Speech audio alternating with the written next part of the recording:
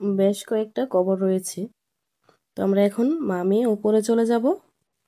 তো দেখেন চারিদিকে সবুজ গাছগাছালি ঘেরা, প্রত্যেকটা গাছেই মোটামুটি ফুল আছে।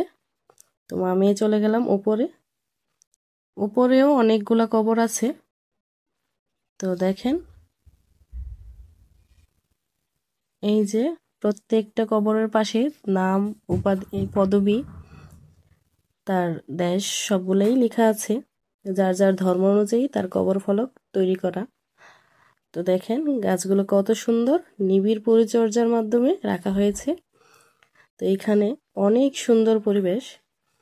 তো একটা সমাধিস্থল কতটা সুন্দর হয় যদি পরিদর্শন করেন তাহলে বুঝতে পারবেন। তো দেখেন সবুজ গাছে ঘেরা একটি স্থান। তো আমার মেয়ে এখানটা গাছগাছালি পরিবেশটা অনেক পছন্দ করেছে, যার কারণে সে অনেক মজা করতেছে। তো এখানেও কতগুলো কবর ফলক রয়েছে। দেখেন এটার চারদিক ঘিরেই কবর রয়েছে, শুধু যে নিচেই কবর রয়েছে বিষয়টা এমন না। তো দেখেন উপর থেকে নিচের কবর বা নিচের দৃশ্যটা কত সুন্দর দেখা যায়।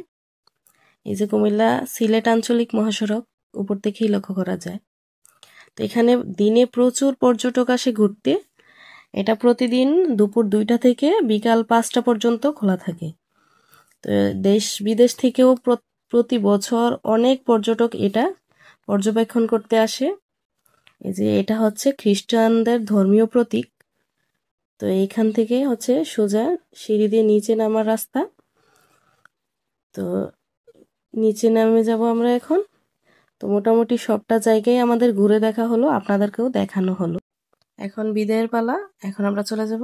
ভালো থাকবেন সবাই, আল্লাহ হাফেজ। এই তো বের হয়ে